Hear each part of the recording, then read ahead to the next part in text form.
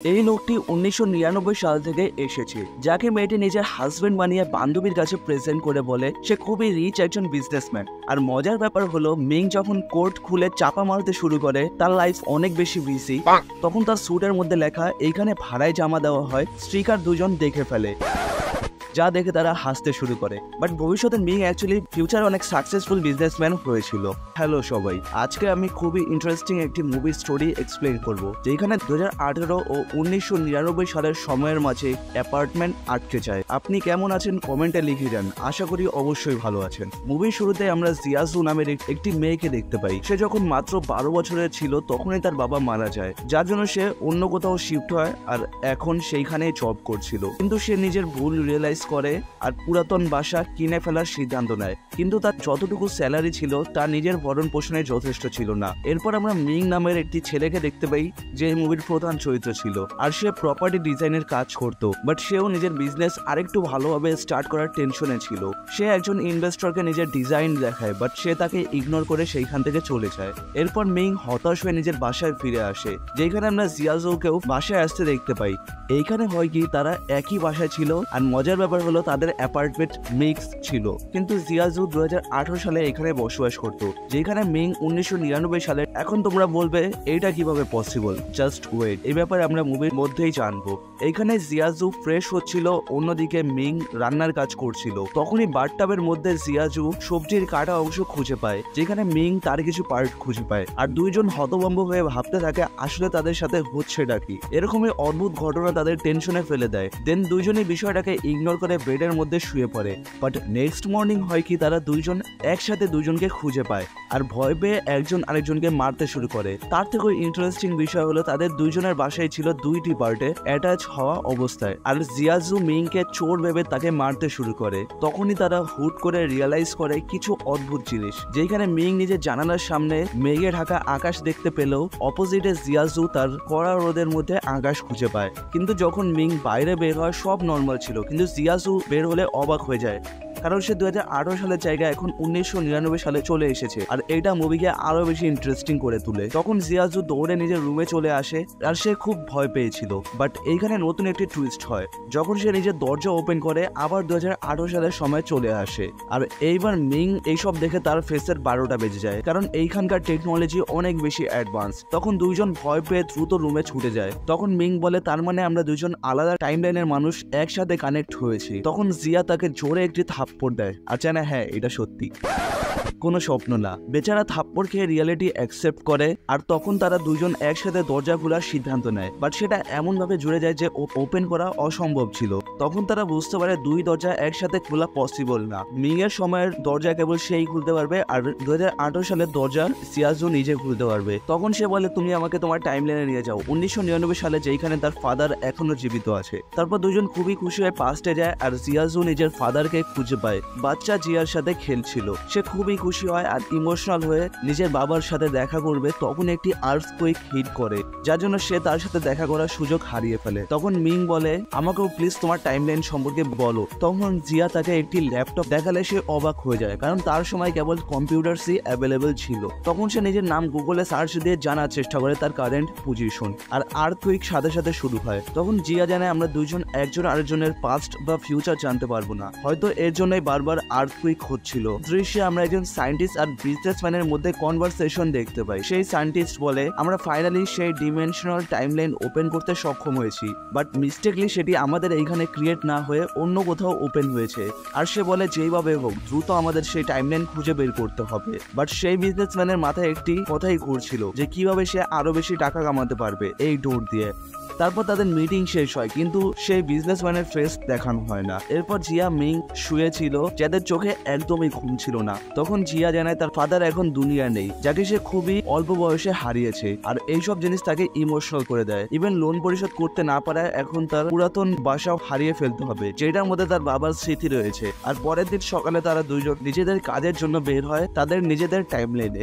আসলে জিয়াজু এক শর্তে বিয়ে করবে, যেটা হলো তার লোন পরিশোধ করে সেই বাসা ফিরিয়ে নিয়ে আসতে থাকতে হবে, যার জন্য সে অনেক মানুষকে ডেট করে এরকম একজন লোকের সন্ধানে, কিন্তু এরকম কাউকে সে খুঁজে পায় না। আর একদিন হুট করেই সে একজনকে খুঁজে পায় যে তার শর্তে রাজি ছিল, কিন্তু তার কথা বলার স্টাইল অনেকটাই অদ্ভুত ছিল, আর সে বয়সে তার থেকে বড়ও ছিল।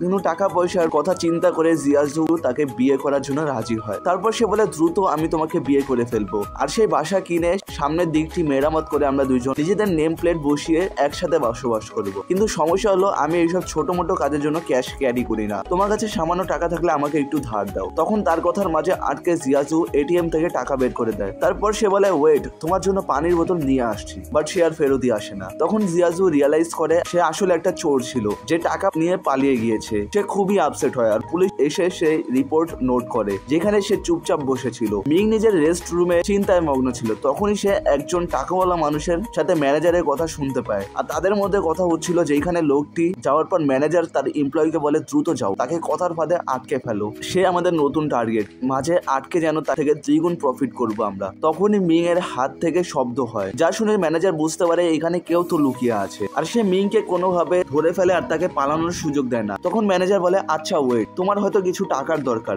জীবন গোছানোর জন্য, আমি কথা বলে ব্যাংক থেকে তোমাকে কিছু টাকা দেবো, শুধু নিজের মুখ বন্ধ রাখবে। বাট এইখানে হয় কি, সেই ম্যানেজার কিছুক্ষণ পর নিজের কথা বদলে ফেলে আর বলে তুমি তো শুধু আমার কথাই শুনেছো, তোমার কাছে তো কোনো প্রুফ নেই, তাই তোমাকে আমি চাকরি থেকেও বের করে দিলাম, যাও নিজের রাস্তা মাপো। তখন মিং পুরো ঝামেলার মধ্যে পড়ে যায় আর তার কাছে রিকোয়েস্ট করতে শুরু করে আমি কাউকে এই ব্যাপারে বলবো না, প্লিজ আমাকে চাকরি থেকে বের করো না। কিন্তু সে কোনোভাবেই তার কথা কান দেয় না আর তাকে চাকরি থেকে বের করে দেয়। এরপর আমরা জিয়াকে দেখতে পাই যেখানে হুট করেই সে তার ছোটবেলার বান্ধবীর সাথে দেখা করে, যার হাজবেন্ড খুবই ধনী ছিল। আর সিচুয়েশন চাপে পড়ে জিয়াও বলে তার হাজবেন্ডও বিজনেসম্যান আর সে খুবই বিজি থাকে। তারপর তাকে বলে আজকে রাতে নিজের হাজবেন্ডকে নিয়ে আসো, আমিও আসবো, আমরা একসাথে একটি ডিনার অ্যাটেন্ড করব। যা শুনে আবার জিয়া বড় মাপের ঝামেলায় পড়ে যায়, কারণ সে হাজবেন্ড কোথা থেকে ম্যানেজ করবে। তখন তার মাথায় আইডিয়া আসে আর সে মিংকে নিজের হাজবেন্ড সাজার জন্য রিকোয়েস্ট করে, তাকে একটি কোট দিয়ে বলে পরে ফেলতে। তারপর সে তাকে এমন ভাবে রেডি করে যেন দেখে মনে হচ্ছিল সে খুবই রিচ একজন বিজনেসম্যান। তারপর ডিনারে সে মিংকে নিজের হাজবেন্ড বলে পরিচয় দেয়, কিন্তু মিং হুট করেই দ্রুত খাবার খেয়ে কোট খুলে ফেলে আর সেইখানে লেখা ছিল এইখানে কাপড় ভাড়ায় দেওয়া হয়, যেটা তারা দেখে ফেলে। আর অবাক করা বিষয় হলো এমন সময় মিং ও নিজের ক্যারেক্টারে চলে আসে আর মন গড়া স্টোরি বলে নিজেকে বিজনেসম্যান দাবি করে। তখন তারা হাসতে শুরু করলে জিয়া নিজের ফেক ডায়মন্ড রিং দেখিয়ে বলে এটা খুবই এক্সপেন্সিভ, বাট সেটা খুলে আগুনের সামনে পড়ে যায় আর সাথে সাথে গলে যায়, যা দেখে তারা দুজন আরো বেশি হেসে দেয়। এবার জিয়া আর মিং খুবই লজ্জিত ফিল করে। তারপর বাসায় এসে কান্না করতে শুরু করে। তখনই টিভিতে একটি লটারি নিউজ দেখতে পায় আর তারা সেটা দিয়ে বড়লোক হওয়ার স্বপ্ন দেখে। তারপর তারা 1999 সালে গিয়ে সেই লটারি টিকিট কিনে নেয়। যেহেতু তাদের আনসার জানা ছিল তাই তারা দুজন খুবই খুশি হয়ে সেলিব্রেট করতে শুরু করে, কারণ তারা জানতো তারাই বিজয়ী হবে। এরপর জিয়ার টাইমলাইনে বসে তারা দুজন ড্রিঙ্কস করছিল। এমন সময় টাকা চাওয়া হলে সে বলে আপাতত আমার কাছে থাকা এক্সপেন্সিভ পার্সটি রাখো, যেহেতু কালকে আমি অনেক টাকার মালিক হব, তুমি এই পার্স নিজের কাছেই রাখো, কালকে আমি টাকা দিয়ে এটি ফেরত নিয়ে যাব। নেক্সট মর্নিং আমরা তাদের দেখতে পাই আর তারা দুজন খুবই খুশি ছিল। বের হলে দুজন খুশির সাথে লাফ দেয়, কারণ তারা লটারি উইন হবে, যেটা খুবই স্বাভাবিক। কিন্তু এইখানে একটি নতুন টুইস্ট হয়, তাদের লটারির নাম্বারের পিন গায়েব হয়ে যায়, কারণ নিয়ম অনুযায়ী তারা নিজেদের ফিউচার চেঞ্জ করতে পারবে না, যার জন্য তাদের রিচ হওয়ার স্বপ্নই রয়ে যায়। তখন সে রেস্টুরেন্টে গিয়ে নিজের পার্স ফেরত চায়, যেখানে লোক ডিরেক্ট বলে আগে টাকা দাও, বাট মেয়েটির কাছে কোনো টাকাই নেই আর সে কিছুই ফেরত পায় না। তখনই তারা টিভিতে মিংকে দেখতে পায় যে খুবই রিচ একজন বিজনেসম্যান ছিল আর বর্তমান সময়ে তার চর্চায় সব দিকে, যা দেখে লিটারেলি তারা দুইজনই শক হয়ে যায়।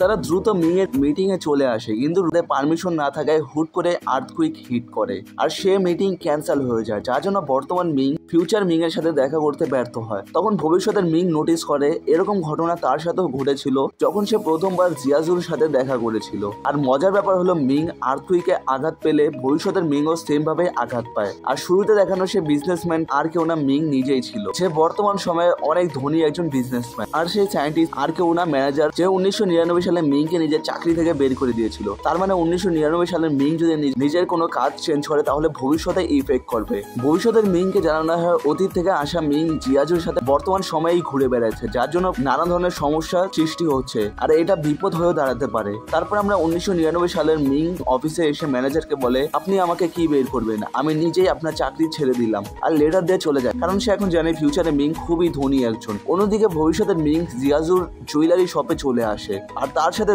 দেখা করে তাকে ডিনার ডেটে নিয়ে যায়। কিন্তু জিয়াজু খুশি হলেও সে তেমন খুশি ছিল না যেমনটা 1999 সালে মিং এর সাথে ছিল। এইখানে মিং বলে, আমি জানি তুমি 1999 সালে মিং এর সাথে বসবাস করছো, কিন্তু তোমাকে তার থেকে দূরে সরে যেতে হবে, না হলে সেই মিং অনেক বড় বিপদে পড়বে। আর আমি জানি তোমার সেই অ্যাপার্টমেন্ট দরকার, আমি তোমাকে সেটা পুনরায় ফিরিয়ে দেবো, কিন্তু এর পরিবর্তে তোমাকে মিং থেকে দূরে যেতে হবে। আর জিয়া না চাইতেও রাজি হয়, কিন্তু সে নিজের ঘরের কথা ভাবছিল না, সে মিং এর ভবিষ্যতের সমস্যা হবে সেটা ভাবছিল। তারপর সে মিংকে জানায়, আমার খুব ভালো একটি জায়গায় চাকরির ব্যবস্থা হয়েছে আর আমি কালকে এখান থেকে চলে যাব। তারপর সে অ্যাপার্টমেন্ট থেকে চলে যায় আর কান্না করতে শুরু করে। কিন্তু এইখান থেকে 2018 সালে দরজা লক না করেই সে চলে আসে, যেটা মিং দেখে ফেলে। এখানে 1999 সালে সে ম্যানেজার নিজের ওনারকে আক্রমণ করে আর তাকে ড্রিঙ্ক পান করিয়ে নাটক বানানোর চেষ্টা করে। অ্যাকচুয়ালি এটাই তার প্ল্যান ছিল যে সে খুব সহজেই সবকিছুর মালিক হবে।